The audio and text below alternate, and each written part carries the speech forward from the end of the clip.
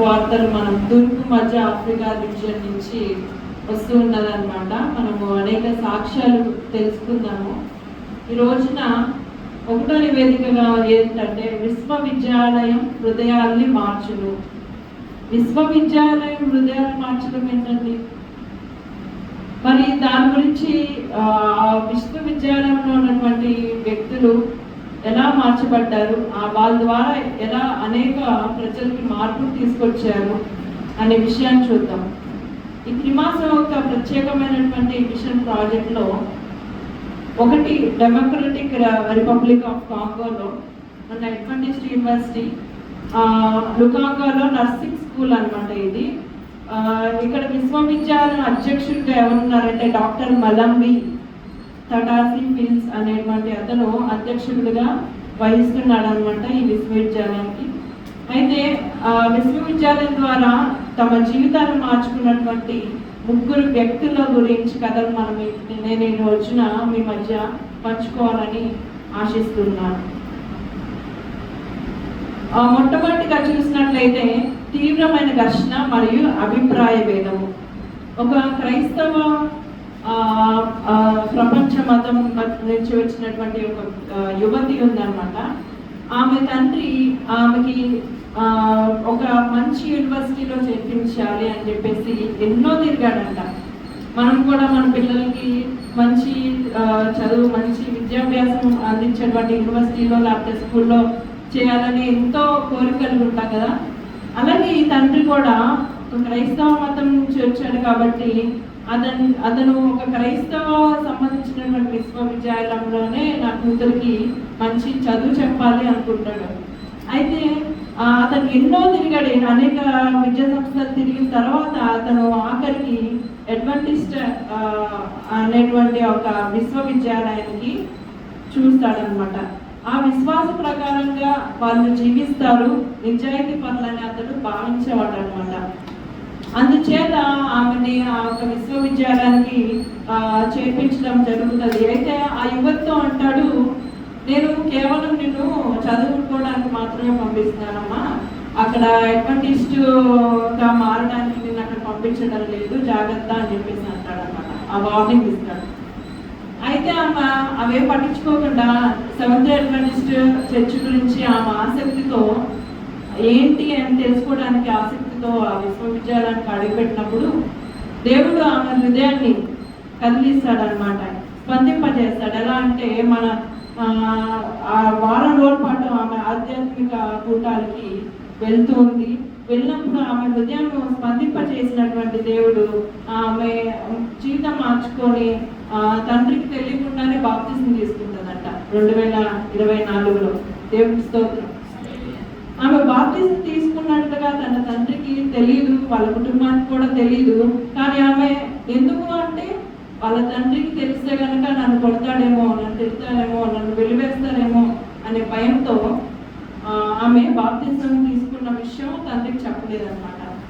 అయినా సరే ఆమె ధైర్యం చేసి దేవుడు అంటే చాలు, దేవుడు నా హృదయాన్ని స్పందింపజేశాడని తలంచి ఒక వారం వచ్చుకుంటాడు. రెండో వ్యక్తి గురించి మీకు పరిచయం చేయాలనుకున్నాను. ఆమె ఒక గర్భిణీ స్త్రీ. ఆ గర్భిణీ స్త్రీకి ఉన్నటువంటి విషయము ఏంటి అంటే, మరి మన సెవెంత్ అడ్వెంటిస్ట్ సంబంధించి యూనివర్సిటీలో 52 క్లినిక్లు, చెకప్లు సంబంధించినవి ఉన్నాయన్నమాట. గర్భిణీ స్త్రీలకు చెకప్ చేయించుకోవడానికి వెళ్తూ ఉంటారు కదండి. అలాగే ఆమె వెళ్ళినప్పుడు చెకప్కి ఏమంటే అల్ట్రాసౌండ్ పరీక్ష చేస్తారు. అల్ట్రాసౌండ్ ద్వారా గర్భిణీ స్త్రీలో ఉన్నటువంటి ఏ విధమైన మార్పులు ఏమైనా ఉన్నాయా, లేకపోతే కుమారుడా లేకపోతే కుమార్తె అనేది తెలిసిపోతుంది. అలాంటి పరిస్థితిలో ఆమె అల్ట్రాసౌండ్ స్కాన్కి వెళ్ళినప్పుడు డాక్టర్లు ఏం చెప్పారంటే, అమ్మ నీకు కడుపులో కవల పిల్లలు ఉన్నారు అని చెప్పేసాను. ఆమె ఆశ్చర్యపోతుంది అన్నమాట. అయితే కానీ ఇలాంటి పరిస్థితుల్లో ఏం చేస్తాడంటే ఆమె భర్త విడిచిపెడతాడు. ఎందుకు విడిచిపెడతాడో తెలియదు. కానీ 2 పిల్లలు ఆమెను పెంచాలి, ఆమె ఒంటరిగా ఉంటుంది, ఆమె ఆ బిడ్డను పెంచాలని చాలా భారంతో కూడుకున్న పని. భర్త లేకపోతే ఇంటికి ఆ ఇల్లానికి భారమే కదా.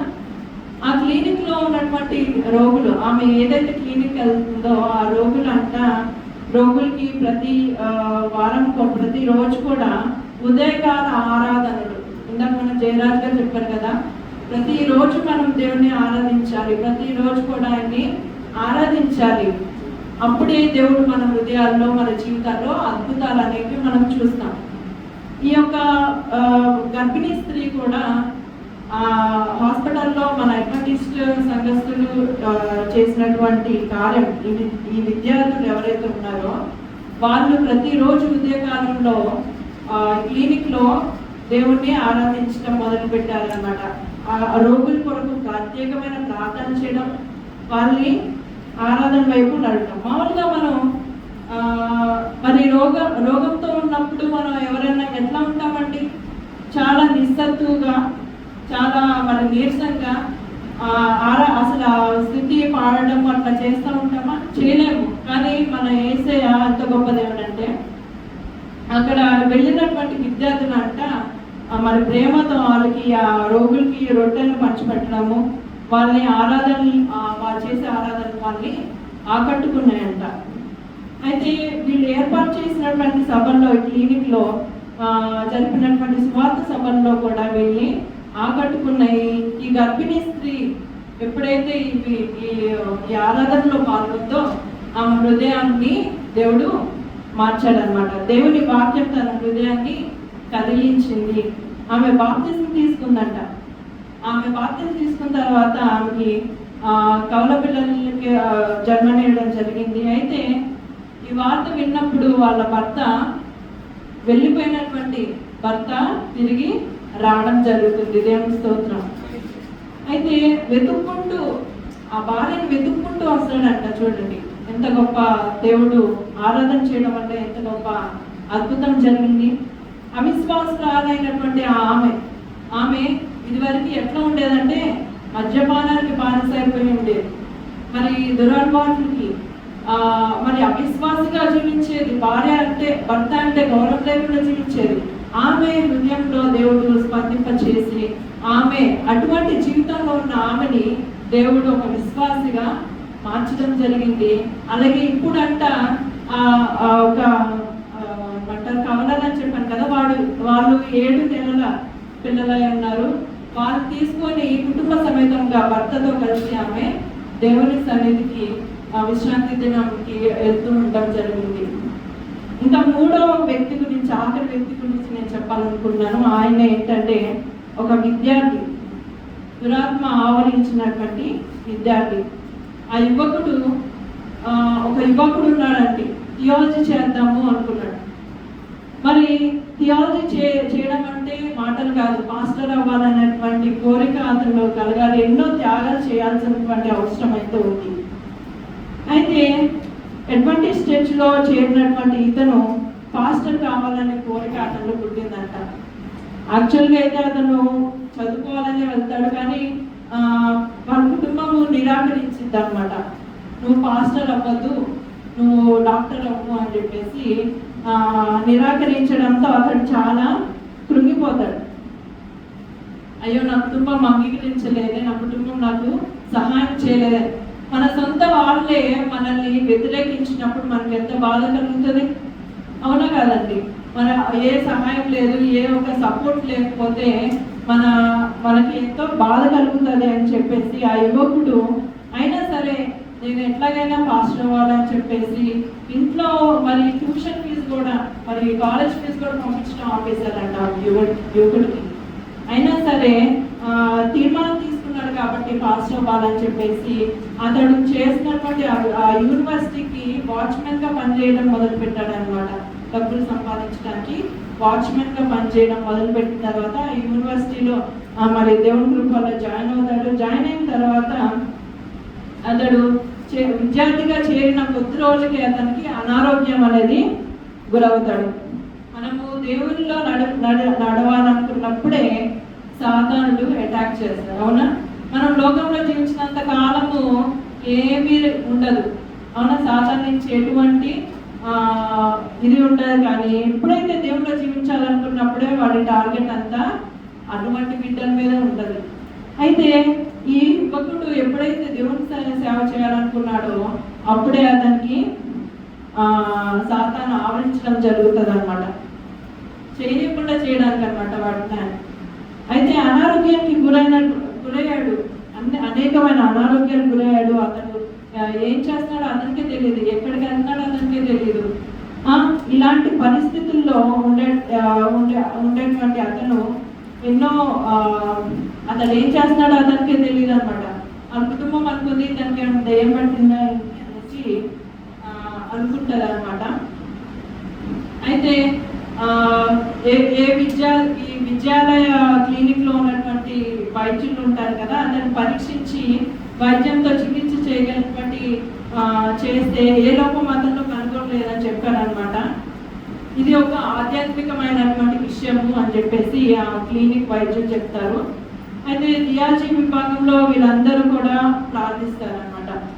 అందుకనే మనం అంటాం కదా, సంఘ ప్రార్థన ఎంతో బలమైనది, ఎటువంటి వ్యక్తినైనా మార్చగలదు. అయితే ఇతను తప్పిపోయినటువంటి ఇతనికి అంటే ఏం చేస్తాడో అతనికి అర్థం కాలేదంట. అటువంటి పరిస్థితుల్లో సంఘమంతా, ఆ విద్యార్థులు, ఆ యూనివర్సిటీలో విద్యార్థులంతా, ఆ థియాలజీ విద్యార్థులంతా ప్రార్థించారనమాట.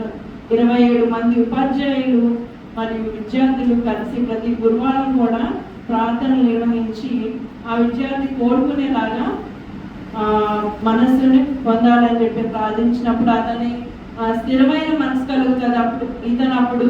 ఇప్పుడు మరి పాస్టర్ గా పట్టాభిషేకం కూడా పట్టభద్రుడు అయ్యారనమాట. దేవుని స్తోత్రం. అయితే పాస్టర్ గా సేవ చేయడానికి పిలుపు కోసం ఎదురు చూస్తున్నాడు. అలాగే అతను చాలా వక్త మరియు అతను చర్చి కోసం గొప్ప పని చేస్తాడని చెప్పేసి మేము ఆశిస్తామని డాక్టర్ మలబ్బి అంటున్నాడు. కాబట్టి నా ప్రియ సహోదరులారా, నేను మీకు ఏం చెప్పాలనుకున్నా అంటే, మన దేవుడు సమాధానం అనుగ్రహించే దేవుడు. మీ అవసరత ఏంటో దేవుడు తెలియమంటారా? ఖచ్చితంగా దేవుడికి తెలుసు, మన స్థితి ఏంటో, మన గతి ఏంటో దేవుడికి తెలుసు. కాబట్టి God can make something out of nothing.